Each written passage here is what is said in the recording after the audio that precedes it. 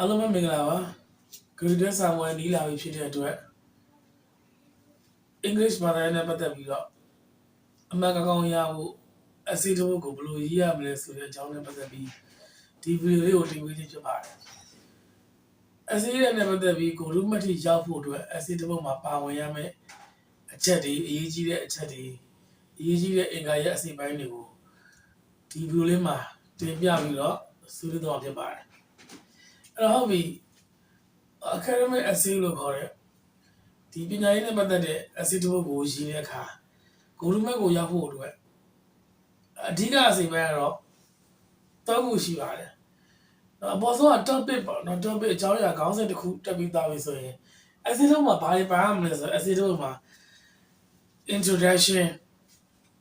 အဖွင့်မိတ်ဆက်အပိုင်းပေါ့ introduction ပါရမယ်နောက်ပြီးတော့ဒီအကြောင်းအရာကိုအဓိကအသေးစိတ်ဖော်ပြမယ် body စာကိုပိုင်းရယ်နောက်ပြီးတော့နောက်ဆုံးအောက်ဆုံးမှာ conclusion လို့ခေါ်တဲ့ဒီကုန်းချုပ်ပိုင်းရယ်ဆိုပြီးတော့အပိုင်း၃မှတ်ရှိပါတယ်ဒီဘိုင်းတွေအကုန်လုံးပြည့်စုံအောင်ရှင်းဖို့ဆိုရင်တော့ video file တစ်ဖိုင်နဲ့တော့မပြီးပါဘူးအဲဒါကြောင့်ဒီဘိုင်းမှာပထမအဆုံးintroduction အပိုင်းကိုပဲစပြီးရှင်းပါမယ် introduction ဆိုတာ essay တစ်ပုဒ်ရဲ့အဖွင့်စာပိုင်း essay တစ်ပုဒ်မှာပထမအဆုံးကိုပြောမယ့်အကြောင်းအရာတွေကိုအကျဉ်းများဖြင့်အသေးစိတ်အချင်းချုပ်ပေါ့နော်စတင်ပြီးတော့မိတ်ဆက်ပေးတဲ့ကိုပြောမယ့်အကြောင်းအရာတွေကိုမိတ်ဆက်ပေးတဲ့ introduction ပိုင်းခုနောက်ပိုင်းမှာတော့အတူပြောကြတဲ့ intro ပိုင်းပေါ့နော်intro ပိုင်း introduction မှာဘာတွေပါရမလဲဟုတ်ပြီအပေါ်ဆုံး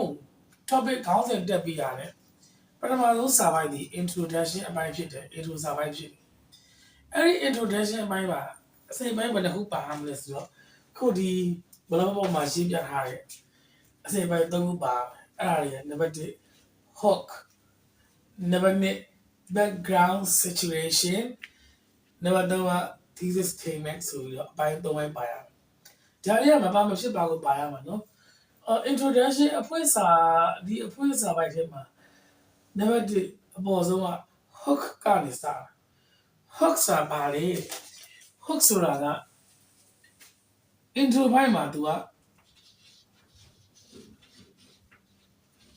အဖွင့်စာအကြောင်းဖြစ်တယ်အဖွင့်စာအကြောင်းဒီကိုရေးမဲ့ခေါင်းစဉ်ရဲ့ topic အကြောင်းအရာကိုခေါင်းစဉ်ကိုပြီးညမ်းပြီးတော့အဲ့ဒီခေါင်းစဉ်ကိုအကြောင်းကိုဖတ်တဲ့သူတွေထင်ကနေလင်းကနေသိသွားအောင်သူတို့ရဲ့ပထမဆုံးသူတို့ရဲ့အာရုံစိုက်မှုကိုဆွဲဆောင်ဖို့အတွက် hook နဲ့စပြီးဖွင့်ရပါတယ် hook ဆိုတာအဖွင့်စာအကြောင်းပါအဲ့တော့ hook ဆိုတာ hook မှာလည်းသူကအမျိုးမျိုးရှိပါတယ်ဒီအဖွင့်စာအကြောင်းမှာquestion hook တွေရှိတယ်မေးခွန်းပုံစံနဲ့မေးခွန်းတစ်ခုနဲ့စလိုက်တာဥပမာဆိုပါစို့ညဉ့်ညမ်းမှုနဲ့ပတ်သက်တဲ့အစီအတမကိုရှိမယ်ညဉ့်ညမ်းမှုနဲ့ပတ်သက်ပြီးတော့ဒီညဉ့်ညမ်းခြင်းကပတ်ဝန်းကျင်ပေါ်မှာဘယ်လိုဆိုးဆိုးဝါးထိရောက်စေတယ်ဆိုတော့pollution အကြောင်းကိုရေးမယ်ဆိုရင်ဘယ်လိုဟုတ်မျိုးနဲ့စလို့ရတယ်ဆိုတော့ညဉ့်ညမ်းမှုကြောင့်ကမ္ဘာပေါ်မှာမသေးဆုံးတယ်ပဲသေဆုံးသွားတဲ့လူအရေးအတွက်တွေဘယ်လောက်များနေပြီလဲဆိုတာသင်သိပါလားအဲ့ဆိုအဲ့လိုမျိုးစာကြောင်းကစာဖတ်တဲ့သူရဲ့အာရုံကိုဆက်ဆောင်တဲ့ပထမဆုံးစာကြောင်းမေးခွန်းနဲ့စတာမို့သူက question hook လို့ခေါ်တယ်မေးခွန်းနဲ့စတာမို့လို့ question hook လို့ခေါ်တယ်ဒီကောင်လေးမှာစည်ရင်းစရာလို့ခေါ်တဲ့ statistic လို့ခေါ်တဲ့ statistic hook လည်းရှိပါတယ်သူကတော့စည်ရင်းစရာကိန်းဂဏန်းတွေနဲ့ပြောတာမျိုးပေါ့ဥပမာဘယ်လိုမျိုးလဲဆိုတော့မတန်ရှင်းတဲ့ရေဒီ pollution နဲ့ဆက်နေပြီးတော့ဒီ pollution မှာအများကြီးရှိတာဟုတ်နော် water pollution ရှိတယ် soil pollution ရှိတယ် air pollution ရှိတယ်အဲ့ဒီမှာက pollution ဆိုတဲ့ခေါင်းစဉ်အောက်မှာ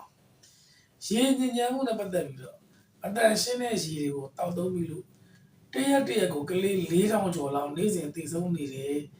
ဆိုတဲ့စာကြောင်းမျိုးရှိလိုက်တာအဲ့မှာဖတ်တဲ့သူကအားရတာအဲ့လောက်ကြီးတောင်းတာအတန်ရှင်းတဲ့ရေကိုတောက်ပြီးလို့တစ်နေ့ကိုကလေး4000ကျော်တည်တယ်ဆိုတာဟုတ်ကောလို့လားကွာဆိုအဲ့မှာသိတဲ့စိတ်တွေနှိုးဆော်ပြီးတော့ဖတ်တဲ့သူတွေကပို့ပြီးတော့ဖတ်ချင်တာအဲ့တော့သူကတော့ကိန်းဂဏန်းတွေစီးရီးရည်နေပြောတဲ့ဟုတ်မလို့သူ့ကို statistic ဟုတ်လို့ခေါ်တယ် question ဟုတ်ရှိတယ်မေးခွန်းနဲ့စတယ်နောက်ဘာလဲရှိလဲဆိုတော့ quotation ဟုတ်လို့ခေါ်တယ် quotation ဆိုတာကဘာကျော်နိုင်ငံကျော်ပုဂ္ဂိုလ်ကြီးတွေရဲ့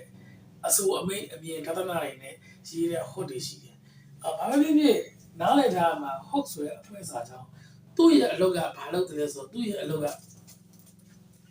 စာဖတ်သူရဲ့အာယုံကိုနော်စာဖတ်သူရဲ့အာယုံကိုစာဖတ်သူကိုသူကဆွဲဆောင်တာစာဖတ်သူကိုသူဆွဲဆောင်မှုပြရစာဖတ်သူကိုဆွဲဆောင်နိုင်တဲ့စာကြောင်းဖြစ်ရမယ်အဲ့ဟုတ်ကိုဖတ်လိုက်တော့မှစိတ်ဝင်စားပြီးသူဆက်ဖတ်ရှင်စိတ်ဖြစ်လာဟုတ်ပြီနောက်တစ်ခုကဒါဟုတ်ကိုဒါဆိုအချင်းချင်းနားနေတာနောက် background situation ဆိုတာပါလဲဆိုတော့ဒီခေါင်းစဉ်ကိုမြင်ညမ်းပြီးကိုတပုတ်လုံးဘာအကြောင်းပြောမယ်တပုတ်လုံးကိုပြောမယ့်အကြောင်းအရာတပုတ်လုံးကိုဘာအကြောင်းပြောသွားမယ်ဆိုတဲ့အကြောင်းအရာကိုပထမဆုံးအနေနဲ့ရေဘူးရသဘောနဲ့အချင်းချုပ်တင်ပြအသေးစိတ်မဟုတ်ဘူးเนาะအချင်းချုပ်တင်ပြပါခုနညဉ့်ညမ်းမှုအကြောင်းပြောမယ်ဆိုလို့ရှိရင်ဒီညဉ့်ညမ်းမှုအကြောင်းလူသားတွေထိခိုက်နေပြီဆိုတာကိုကျွန်တော်တို့သိသင့်ပါတယ်ဒီညဉ့်ညမ်းမှုတွေမဖြစ်အောင်ကျွန်တော်တို့ပတ်ဝန်းကျင်ကိုကာကွယ်ရမယ့်အကြောင်းတွေကာကွယ်ဖို့အချက်တွေကာကွယ်ရေးနည်းလမ်းတွေကျွန်တော်လုပ်ဖို့လိုအပ်ပါတယ်စသဖြင့်ဒီညဉ့်ညမ်းမှုအကြောင်းကိုပြောမယ်ဆိုတဲ့အကြောင်းရေဝေးရသဘောမျိုးပေါ့နော်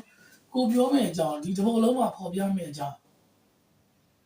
ကိုတင်ပြမယ့်အကြောင်းကို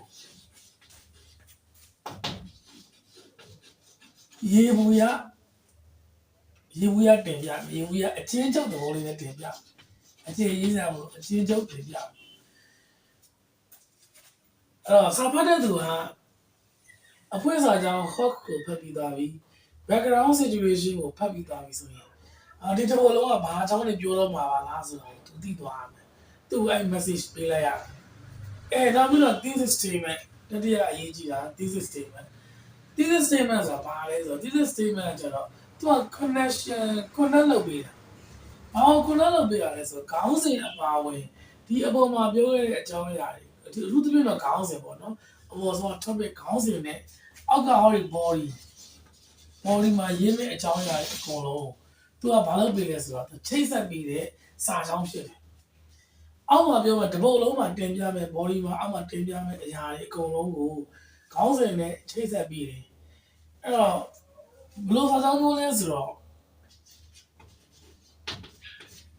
I will write about ကျွန်တော်ဘာအကြောင်းပေါ့နော်အဲအကြောင်းကျွန်တော်ပြောရမယ်ဒါမှမဟုတ် I went to